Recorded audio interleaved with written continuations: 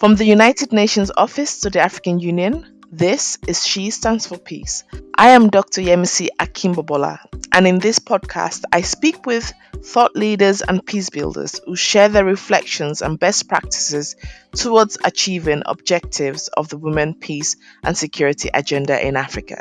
In this episode, Ambassador Mola Juul, Norway's ambassador and permanent representative to the United Nations, joins me from New York, and we have a conversation about foreign policy and the Women, Peace and Security Agenda in Africa. Ambassador Juul, it's a pleasure to speak with you today. Norway has been elected as a member of the UN Security Council for the period of 2021 to 2022. And one of your commitments going in when it came to the Women, Peace and Security Agenda is safeguarding women's participation. So what has been the reality for you in implementing this? You are very correct saying that women, peace and security was one of the main priorities for us now, nearly 2 years on the Security Council. And we have worked very actively throughout this period of also sort of mainstreaming women, peace and security on all the file that we are engaged in as a member of the Security Council. Because women, peace and security is certainly a very typical cross-cutting issue, because women's issues, women's participation is something that is required on all the what we do to promote peace and security. I mean, being half of the population, being sort of the backbone of society in all countries, we think it is very important to make sure also that women take part also in decision making, in political processes, in peace processes, also when it comes to implementing peace agreements. I mean, women has to be included. So, for instance, then what we did during our presidency of the Security Council in January of this year, we put the issue of reprisals against women activists, women leaders, women human rights defenders, many of them that are standing up for their rights, their human rights, and working very actively, are also a target in many countries, including also female journalists, as we have seen over the years. So what we wanted them to highlight, and it was actually for the first time that reprisals against women leaders was sort of the theme of our sort of signature event at the council. Yeah, so you mentioned that Norway held the presidency of the Security Council in January 2022. And beyond your commitment to promoting a coherent and consistent foreign policy, you were also very deliberate in the participation of women peace builders in briefing the Security Council. And in your statements, you said, and I quote, "We consider it important to give a voice to those who are most severely affected by violence and conflict, but who rarely have the opportunity to participate in political processes." So, reflecting on how you've implemented this, what were your key lessons from the effectiveness of this process, and how would you like to see this level of engagement of the Security Council with local women peace builders from Africa continue, but also in a meaningful way that leads to action?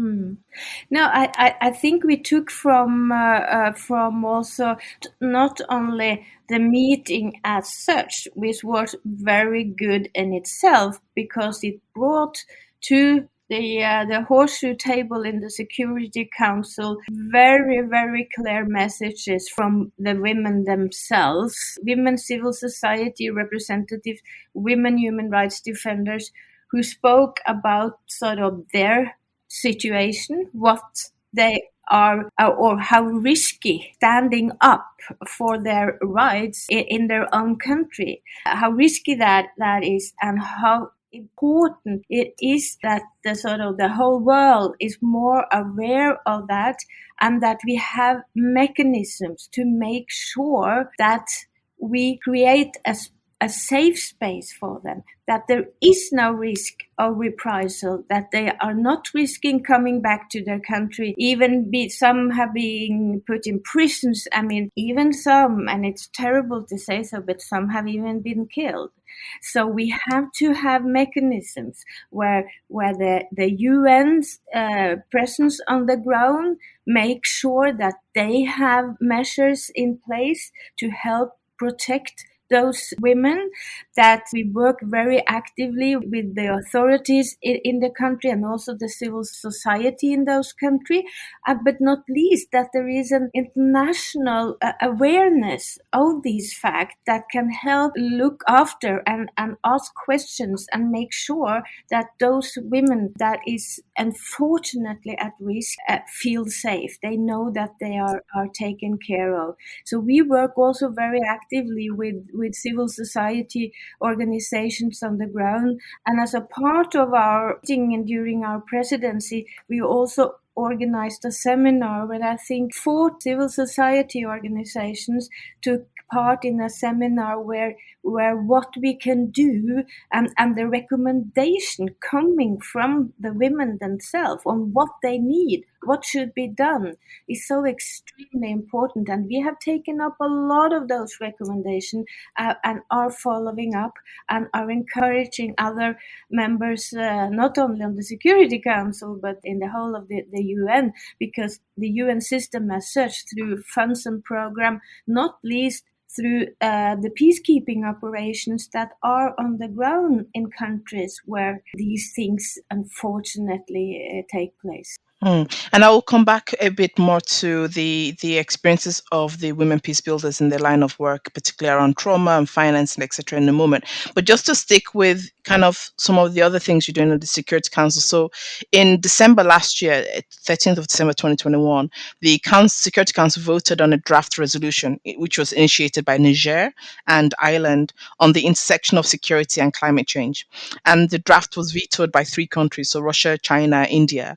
But had it gone through, it would have initiated a concerted effort by member states to address the impact of climate change in security. And in several episodes of this podcast, my guests have highlighted the significant security related impacts of climate change on conflict and on food security in countries like Mali, Somalia, the Congo, South Sudan. So there is a very clear evidence and examples that we can refer to that really demonstrate and provide the evidence that we need that climate change related conflicts does exist. So Norway and Kenya co-chair the informal expert group on climate and security. How would you like to see climate and security more systematically addressed by the Security Council and ensure that there's that clear, coherent, and consistent approach between the United Nations, African member states, the governments, civil society, and women peace builders, both in terms of managing existing impacts, but also in terms of prevention? It's a very, very complex issue, and not least question what do we do to manage climate change, and in the first place then of course the link to security, and we certainly don't think we need any more evidence on the link between climate and security.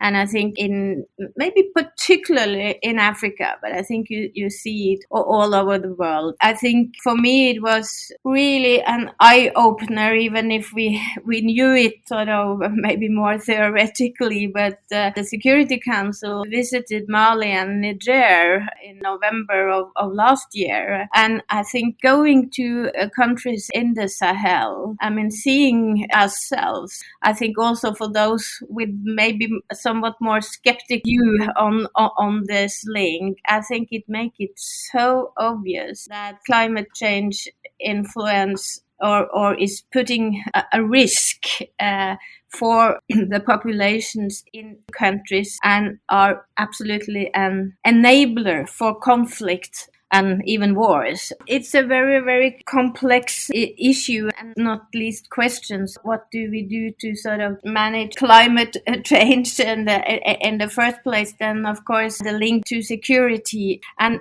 we certainly, I don't think we need any more evidence on the link between climate and security.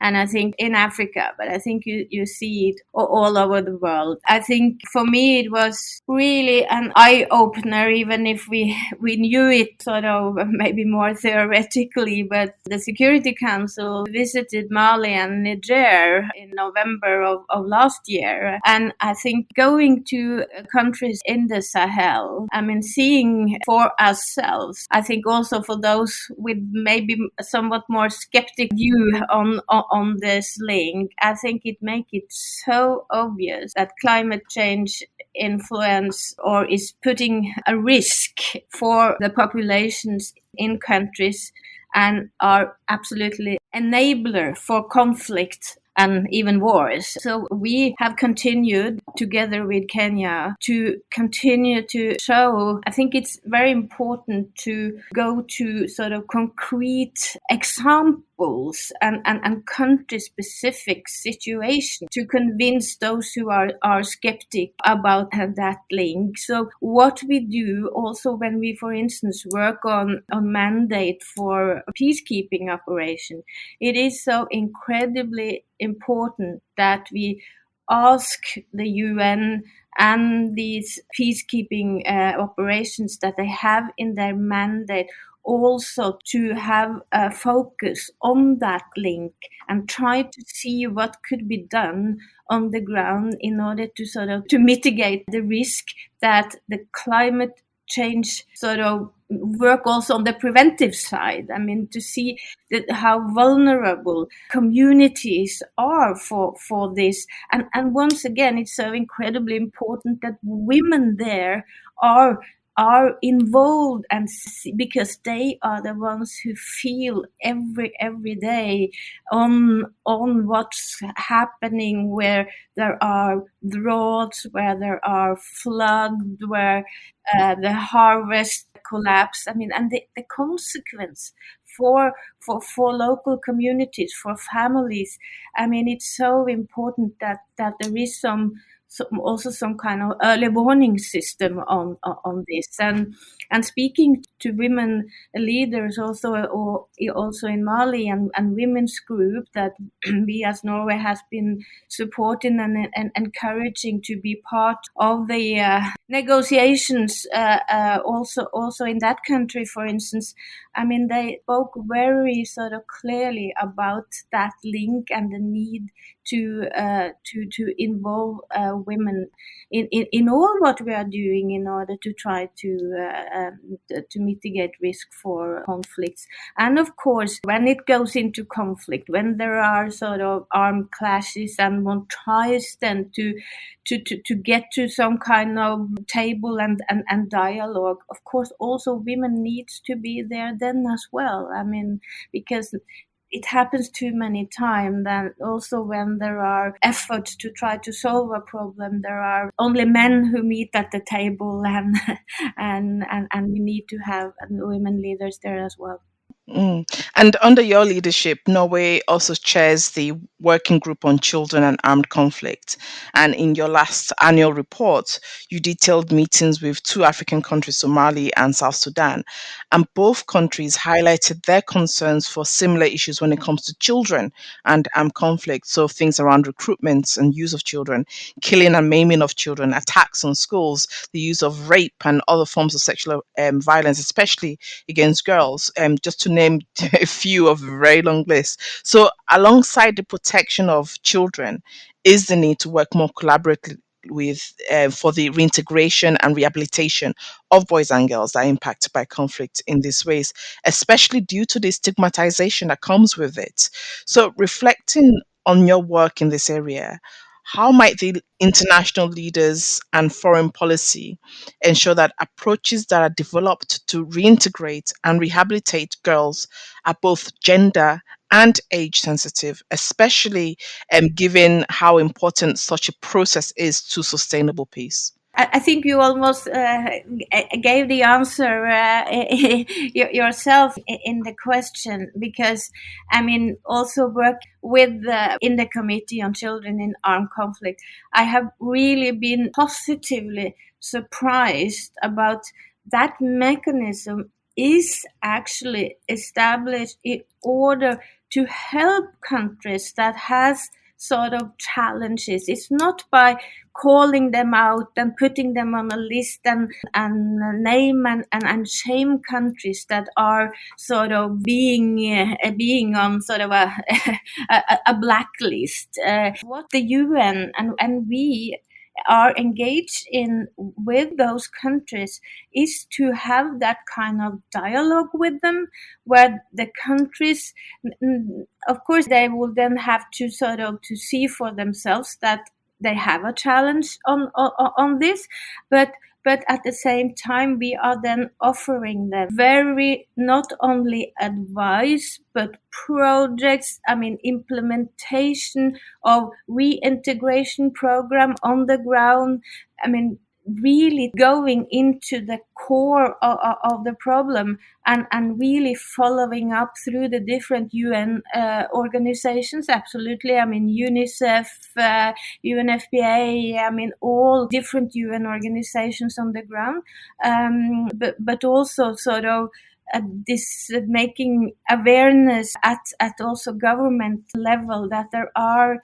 certain conventions, there are certain rules that has to be followed, and of course it's easy to say yes, we have already adopted so and so a convention, and we are, but then it's the implementation of it, and to both to remind them but also to help them implement their obligation.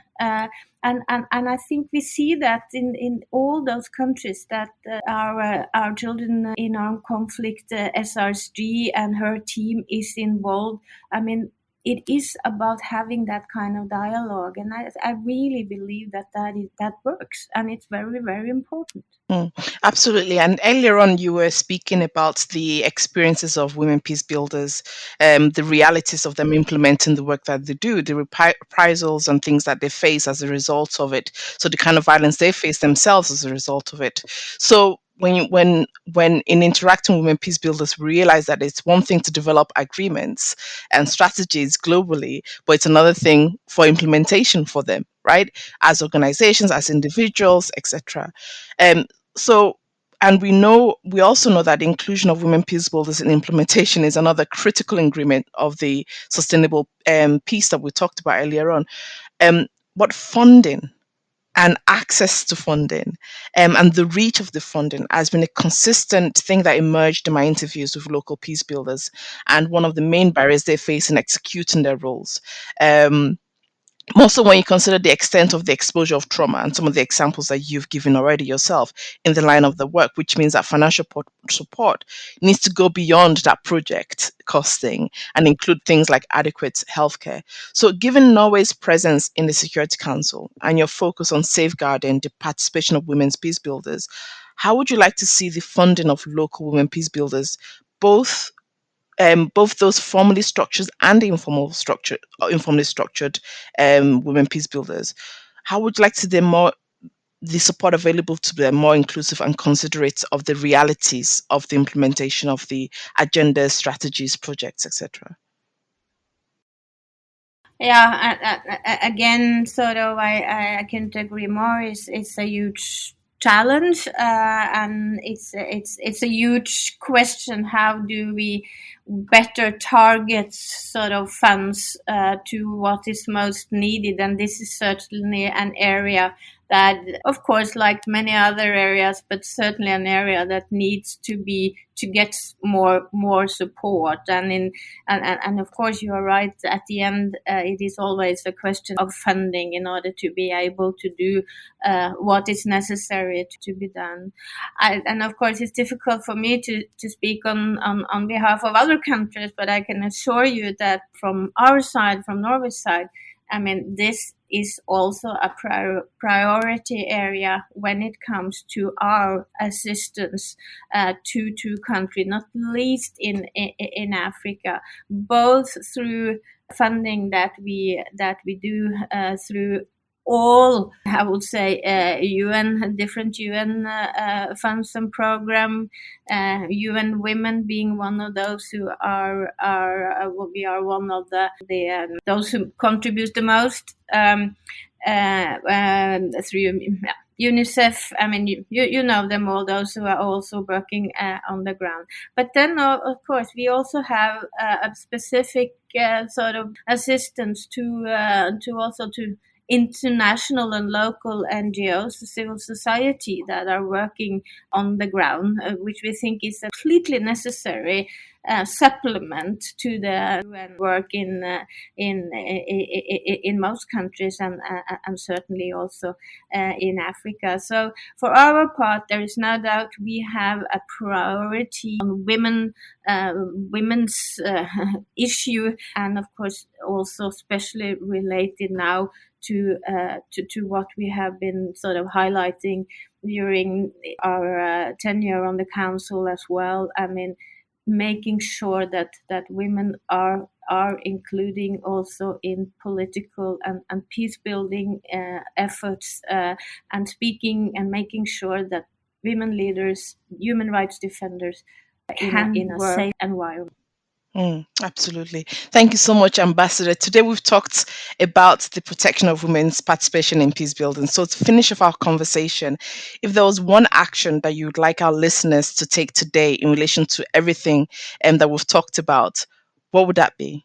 I think we have already touched upon the most important issues. I mean, for some of us, it could be sort of almost a given that women are involved at the same, but not only at the same level, but in everything that goes on in any society. But we see, of course, and I think, if I may, also in Africa, that we have a lot of work to be done to make sure that if we are going to have some sustainable peace and security for the population in all countries, we certainly need to include women in political processes, and not least in all the peacemaking and peace agreements that are being